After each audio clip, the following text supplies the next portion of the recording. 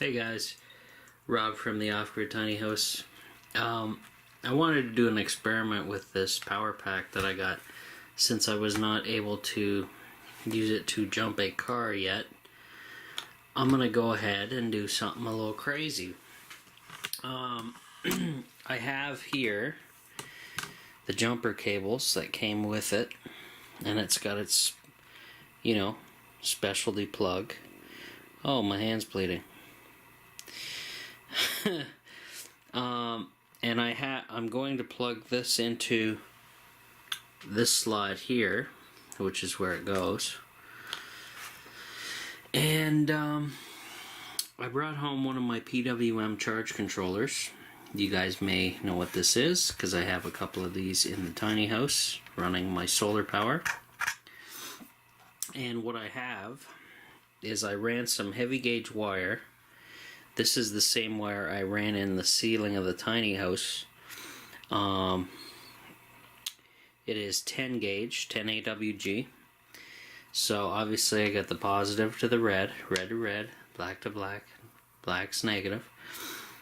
I got it in the proper location on the charge controller.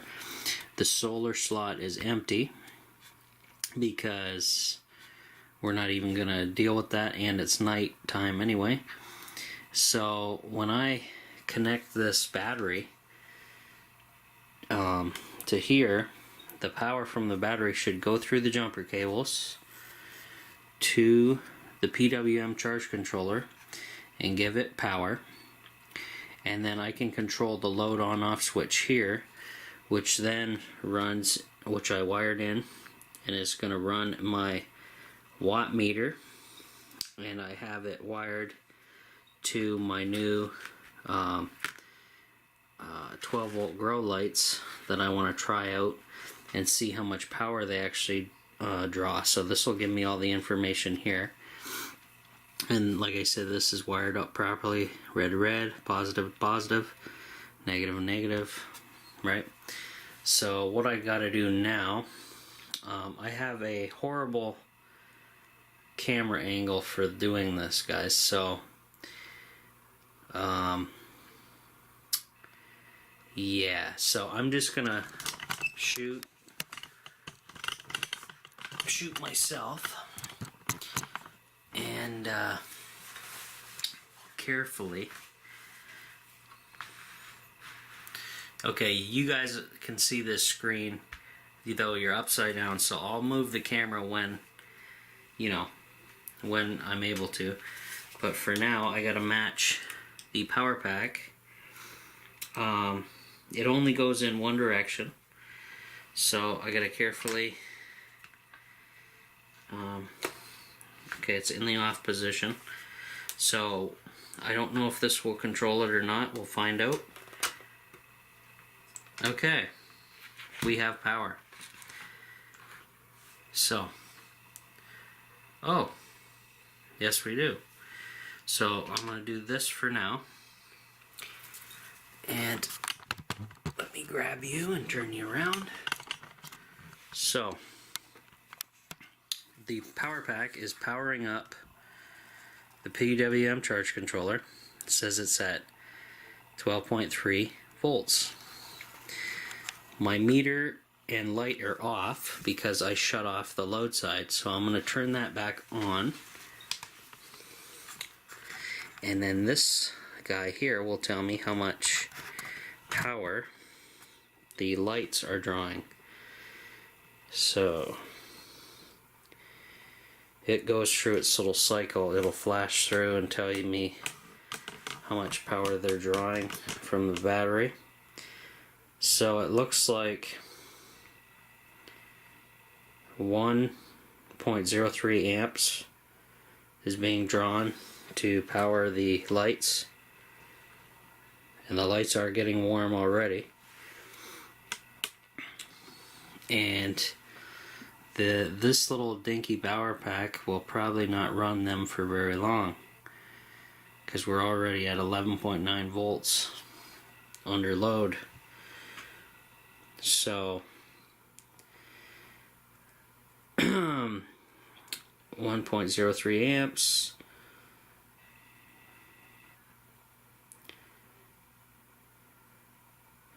kind of neat how that worked, didn't it? That worked out pretty neat. So I'm able to test. I was interested to test to see how these grow lights would work. These lights get hot. So when I need to design something that will, you know, work for using them to grow plants, but not killing the plants with heat. 103.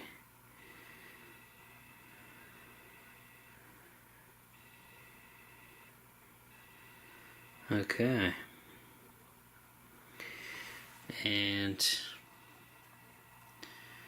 still at 11.9 volts. What I can do is go through the menu and it will tell me how much the load is taking. So 1 amps for the load, which is pretty accurate actually to my meter here, which is surprising. Normally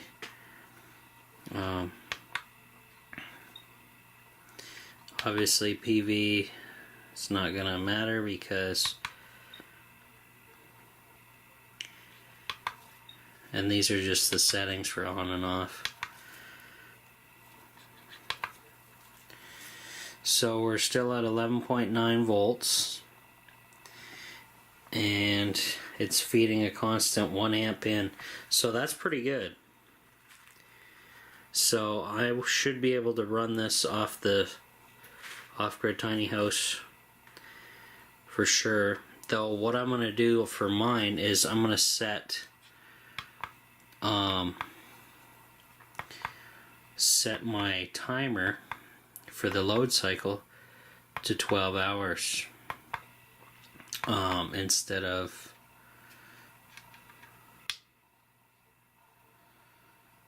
the 24.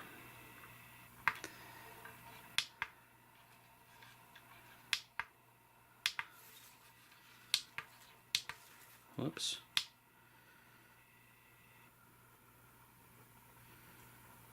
Gotta wait for it to flash. Whoops. Hit the wrong button, I guess.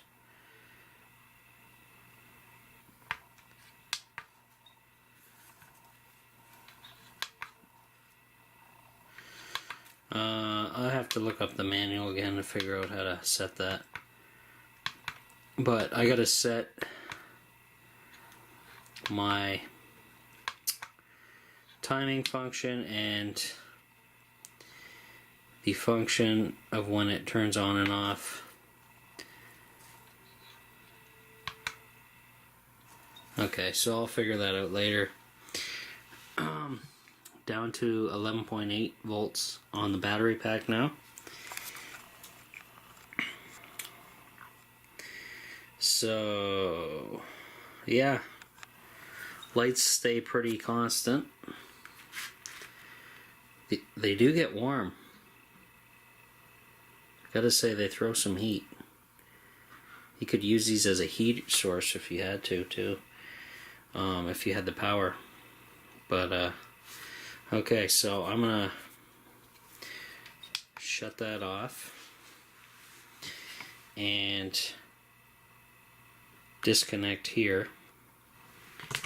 Do that while you guys are facing me, hopefully carefully, quickly.